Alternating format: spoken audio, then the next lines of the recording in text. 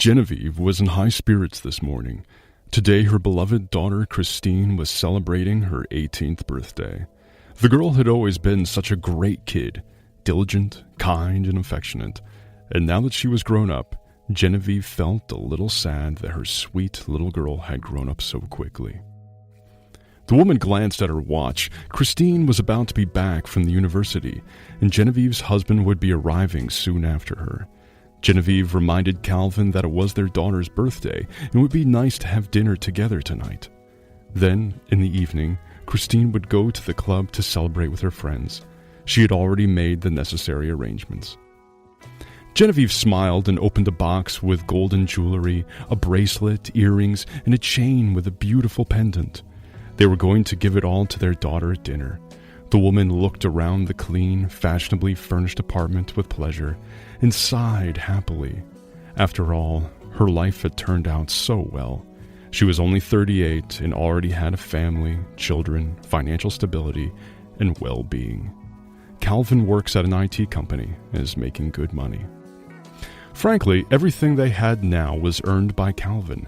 Genevieve wasn't wrong to marry him after all. At first, they lived in a small town, but then, after their daughter was born, things began to change for the better. Calvin got a promotion and was transferred to the head office in the big city where they now lived, and here he was able to build a successful career. Genevieve herself had never worked a day in her life. Well, she had a college degree as a teacher, but she never really needed her diploma, except to show off sometimes, but nothing else. To make her mood even better, Genevieve turned on the music and lounged on the couch, closing her eyes. Life is a wonderful thing, though. Genevieve thought about her daughter again. About 6 months ago, Christine had announced that she was invited to join a modeling agency, but Calvin did not want to even listen to her and told her that he would not accept it under any circumstances. "There shouldn't be any models in my family. You should be doing more serious things, my dear, and not just walking half naked on a catwalk in front of men," her father said sternly. "Calvin," exclaimed Genevieve, "how can you say such a thing to a girl?" "I have said all the right things. Let her think about it," Calvin interrupted his wife, "and don't you dare indulge her like you always do." When her father left, Christine cried. She was really invited to participate in the lingerie fashion show, and Genevieve didn't see any harm in that. But her father had a different opinion. Because of her father, Christine had to turn down a great opportunity, but she dreamed of being self-sufficient so much. "Sweetheart, you're not even 18 yet," her mother consoled her. "Your daddy still doesn't realize that you are now grown up.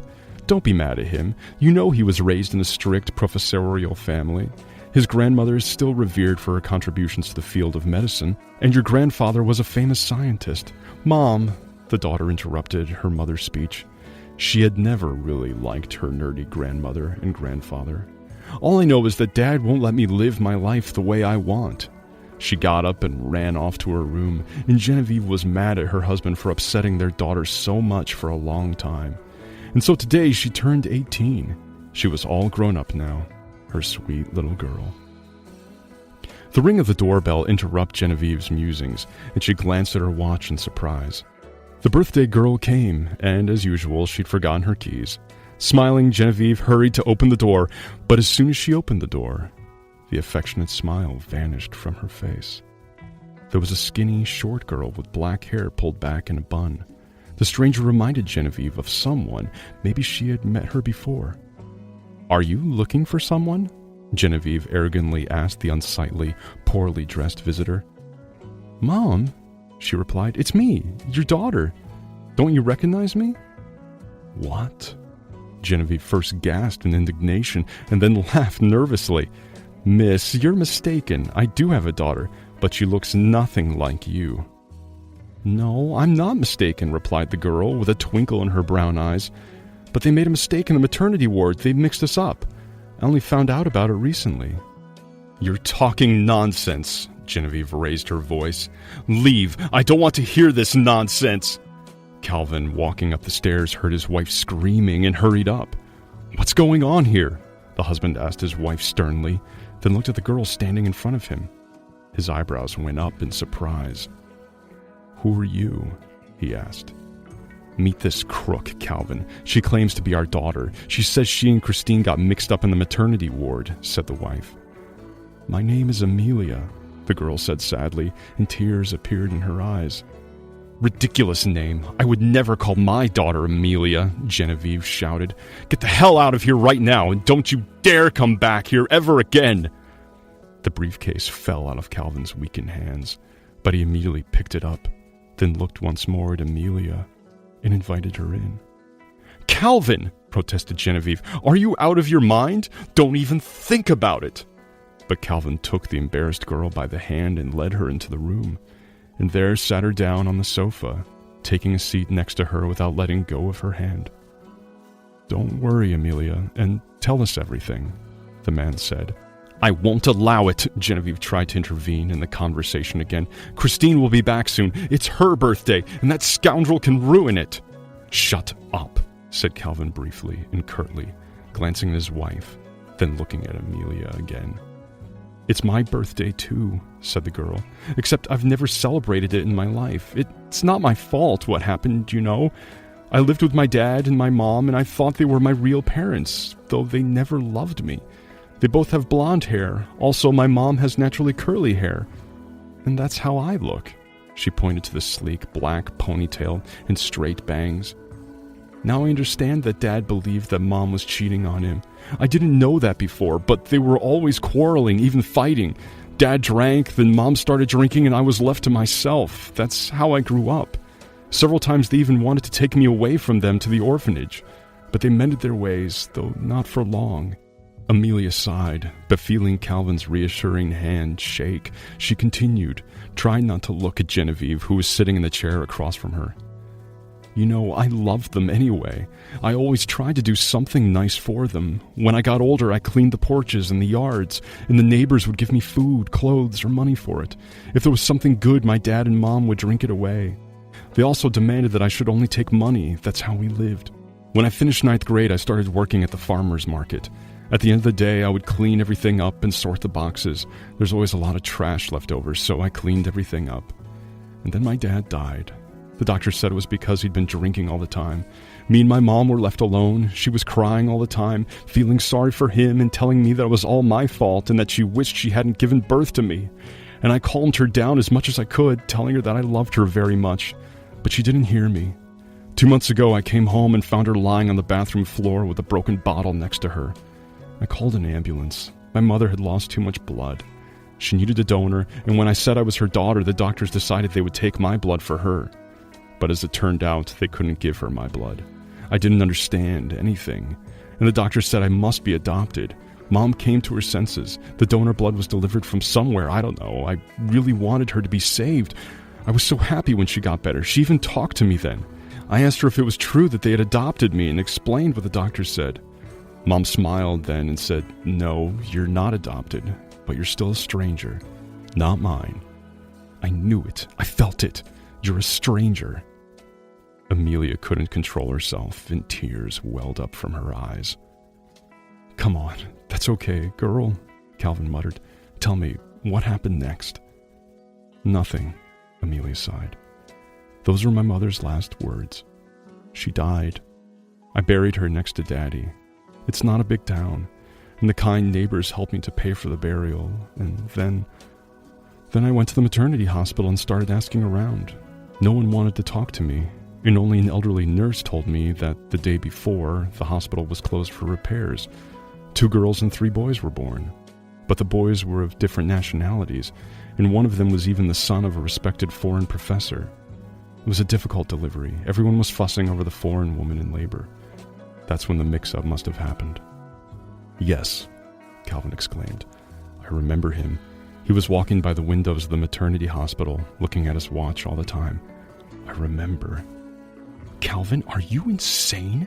Do you believe this nonsense? His wife asked. Genevieve, the girl named our town, the name of the maternity hospital, and even the smallest details. And it's easy to check everything by doing a DNA test. It only takes a few days, Calvin said. No, cried Genevieve in horror. I won't let you do these stupid tests. Are you going to give up on our daughter? No, I am definitely not going to do that, Calvin began. But then Christine's voice was heard from the threshold. "Who is going to give up on me here?" Genevieve rushed toward her. "My dear, don't listen to this nonsense. Happy birthday, sweetheart." "Who's that?" Christine nodded toward Amelia. "Nobody. She's already leaving," Genevieve said. But Calvin stood up and said that Amelia should stay. "It seems she has the right to stay here," he added. "Mom, Dad, I understand nothing," exclaimed Christine, and her father briefly explained to her what kind of guest came to see them. Christine then ran out of the apartment, slamming the door loudly. "Are you both happy?" cried Genevieve, and wanted to follow her daughter, but Calvin stopped her. "No, you and I are going to talk now, and Amelia will wait for us here," Calvin told his wife and led her toward the kitchen.